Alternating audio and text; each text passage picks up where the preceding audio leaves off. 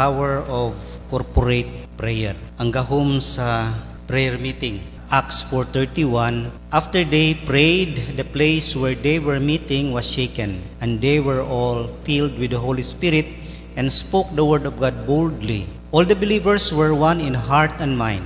No one claimed that any of his possessions was his own, but they shared everything they had. With great power, the apostles continued to testify to the resurrection of the Lord Jesus Christ, and much grace was upon them all. Ang corporate prayer, it means praying together as a group, collective, dili ni private prayer. It means coming together to lift up their voices in prayer. In short, corporate prayer is simply praying as one. Ang corporate prayer has been the cornerstone of faith since biblical times. Bisan pa sa Old Testament, makita nimo ang gahom gyud sa corporate prayer. It is a powerful spiritual practice rooted in Scripture. Makita nimo sa kang Moses ug Aaron ug Hur sa dihang si Moses nagluya ang iyang kamot, giisa, tinabangay sila, unity in prayer. Si Isra pod sa corporate prayer sa diha sa Isra 9:5-15, prayer of confession and repentance, corporate po na siya. Esther and the Jews in Esther 4:15-16, prayer in seeking God's protection as Esther approached the king on their behalf. Labi na gayud sa early church, grabe kayo ang corporate prayer no sa una gyud nga iglesia. Mao ay foundation o core value sa church ang corporate prayer. Dili ni optional kundi mao gyud ang core sa life sa church ug sa iyahang misyon. Corporate prayer played a crucial role in the growth and strength of the church. Mao gyud ni ang nagdala gyud sa pagtubo ug kusog sa unang iglesia. Una katong outpouring sa Holy Spirit diya sa Acts 2:1-4, unya ikaduha Peter and John's release from prison, Acts 4:23-31, and resulted to Peter's miraculous deliverance sa Acts 12:5-17. Unya ang corporate prayer pod makita pod nimo ni siya sa history sa Christianity nga pinaagi gyud sa prayer. Ang Great Awakening diya sa 1730-1740, prayer ang nag-una gid ana nga naghatag og gahom sa revival and renewal sa awakening, no? Nya katong kang Billy Graham Crusade 1947-2005, grabe gid ang ilahang prayer niya na mo nang nagkuan og revival. Mo nang importante gid kaayo. Tanaw nato unsa gyud ang kahimuan sa corporate prayer. Unsa gyud ang kaimportante ni sa atong pagkinabuhi sa church nga bisag si Jesus nag-ingon man gyud nga this house is called a house of prayer. Wasa mo ingon nga this house is a house of worship. Unsa gyud ni kaimportante?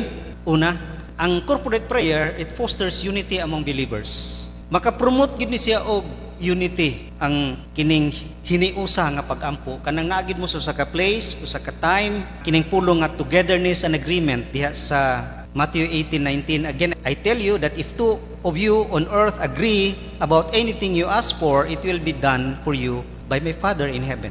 Agree, no, togetherness, agreement and affirmation o gina ang ugat diha. It creates sense of community and unity among believers as they shared hearts and lift their voice in prayer together.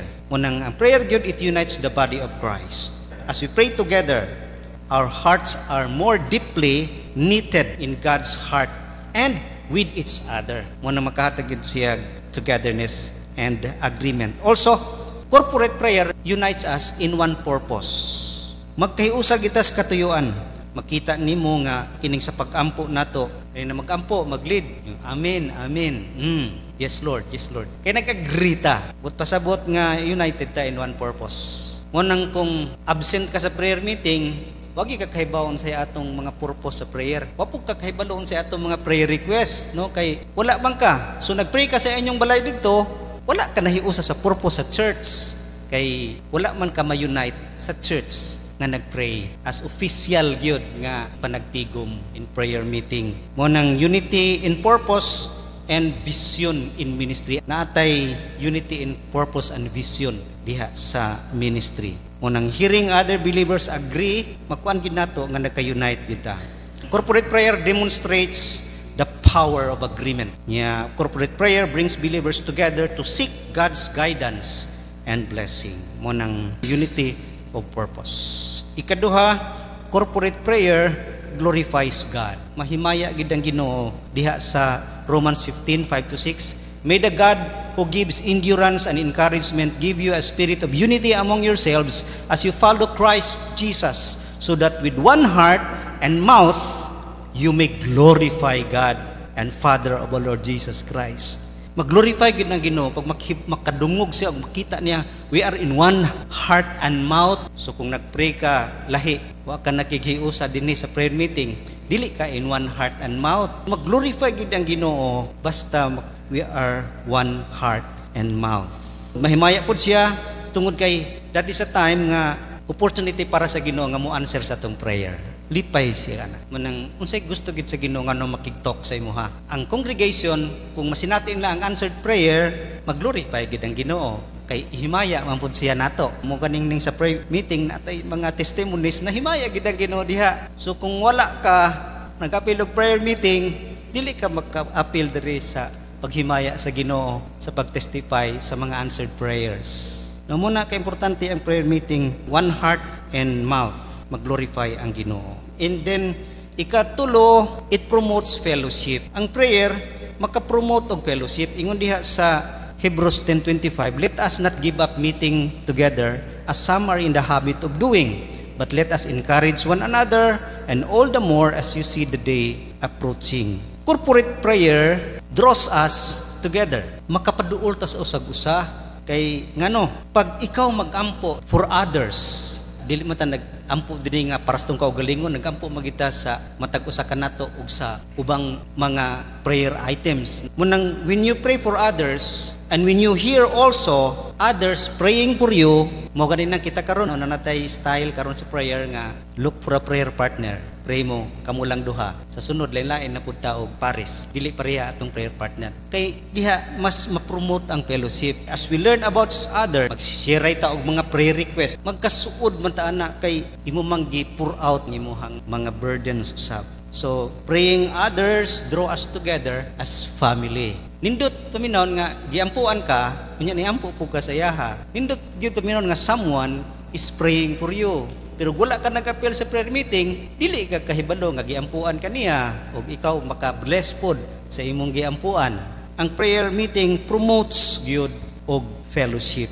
Unya it edifies and encourages participants. Maka-encourage sa katong mga nag-participate. As we pray together, we are opening our hearts sa atong prayer partner.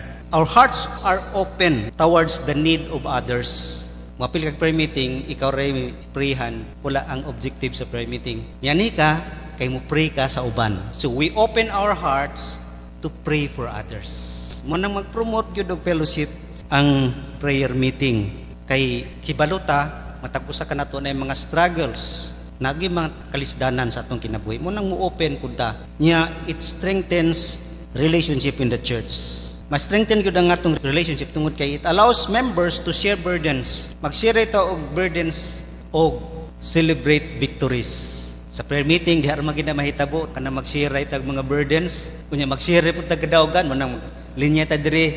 Ala, salamat ko sa Ginoo kay nakapasar ko, that is victories. Karon paampuan nako kay nasakit si kuan, that is sharing our burdens. Di man na nato mahimo kung dito mo appeal prayer meeting. Mo na ingan na kay importante gyud ang prayer meeting. It promotes fellowship, strengthens relationship within the church. It creates an atmosphere of mutual support and accountability. Mao na ang prayer meeting. When we pray together, we are sharing our hearts, vulnerabilities and dreams. Mu-open gina og bond of trust. Muna nindot gyud sa prayer meeting nga naga-open ka unya, makatrust ka sa imong gi-open. Fellowship gyud. And also kay makapromote siya og fellowship tungod kay ma-remove ang mga obstacles diha sa unity. Makaparemove sa mga babag sa panaghiusa. Tungod kay diha gud sa prayer meeting, diha sa corporate prayer, mag-promote na og confession and healing. Diha sa James 5:15-16 ingon diha, and the prayer offered in faith will make the sick person well. The Lord will raise him up. If he has sinned, he will be forgiven. Therefore, confess your sins to each other and pray for each other so that you may be healed. The prayer of a righteous man is powerful and effective. Kung naatay mga di maayong relasyon diha sa atong taliwala, babag man na sa atong mga pag-ampo, obstacles na, labi na sa atong unity. Pero diha sa prayer meeting, mag-confess sa atong mga sin and forgive each other so that you may be healed. Muna nindot kayo, kay ma-remove ang obstacles, mga babag sa unity, o kita mahimong powerful lang atong mga prayer. Kay wala makapugong sa atong mga pag-ampo. Unang it promotes fellowship. Then, ikaupat, prayer promotes spiritual growth. Makapatubo ang prayer, makatudlo ka na toon sa on pag-pray. Ingon diha sa Luke 11:1, one day Jesus was praying in a certain place. When he finished, one of his disciples said to him, Lord, teach us to pray, just as John taught his disciples. So diha sa prayer, matudloan gyud, maka-learn ta giun sa pag-pray sa uban. Munang katong dili kay maay mo pray, makakuan siya, uy, gihana din pag-pray. Diha ta maka-learn sa prayer sa uban. Diha ka mas mo increase ang imong way of praying. Pero ikaw lang, magka mo increase ang imong prayer life, prayer style. Passionate, biblical nga prayer. Nya makapatubo tungod kay ma-strengthen ang atong faith. Ma-strengthen na atong faith as we witness God answers prayer for others. Sa dihang makita nato ang ipangtubag atong pag-ampo ug ipag-ampo sa uban, makauban nato sa iglesia, makapadasig sa atong pagtuo, maka-promote yung spiritual growth, maka-broaden no, sa atong perspective diya sa atong pagkinabuhi sa iglesia. Surrounding ourselves with prayer warriors, mga prayer warriors bitaw, mas strengthen ng atong faith, muna nindot kayo diha, even brings healing. And also, prayer, ma-promote atong spiritual growth tungod kay intensifies camaraderie in spiritual warfare. Magkatumbaya yung tapakig-away. Sa iglesia, we are in a battle.